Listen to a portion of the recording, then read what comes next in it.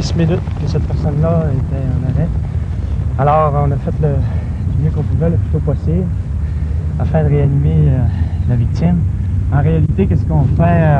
La première des choses, on vérifie la respiration. Alors, si la victime est consciente, inconsciente. Alors, eux, ils communiquent avec la tour, ils donnent un rapport, et puis, effectivement, là, on demande une ambulance, et puis, c'est là que l'état d'urgence se déclenche pour ce patient-là. Alors, moi, je suis pas docteur, je suis tout simplement un assistant médical dans les forces. Nous autres, on peut faire beaucoup de choses comme assistant médical. On peut faire des trachéotomies, on peut donner de la morphine, d'Émérol, toutes les drogues nécessaires pour la survie du patient. Immobiliser, on peut faire des points de suture en cas critique. C'est sûr qu'on n'est pas toujours dans des endroits idéaux pour aller chercher la victime. Nous, ce qu'on demande aux gens qui ont des problèmes quand ça leur arrive dans le bois ou n'importe où, c'est d'essayer de nous envoyer la victime dans des endroits assez dégagés.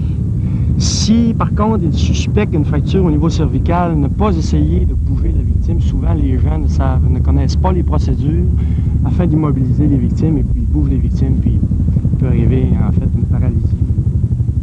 Alors, c'est...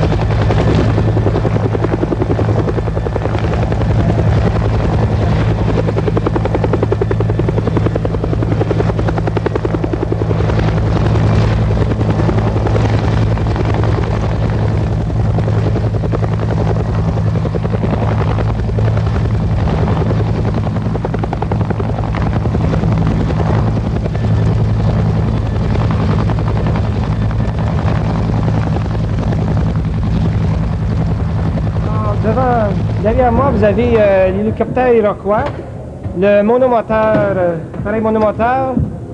Elle est âgée d'environ de 20 ans et plus. Et puis, c'est avec cet appareil qu'on fait en moyenne de 45 à 50 sauvetages et évacuations médicales par année dans la région. Cet appareil, composé de 2 pilotes durant une mission de sauvetage, 2 pilotes, un mécanicien de bord, et un adjoint médical, aide médicale, peut-être un médecin, et même un pompier, dépendant de la gravité ou dépendant de l'accident. Son endurance maximale de vol est de 4 heures.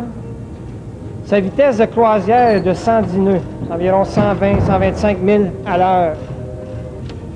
Notre rôle premier ici à la base de Bagotville est bien sûr pour les F-18, les escadrilles de chasse. Ici, à Bagotville, nous sommes en alerte 24 heures par jour, 7 jours par semaine, et ce, 365 jours par année.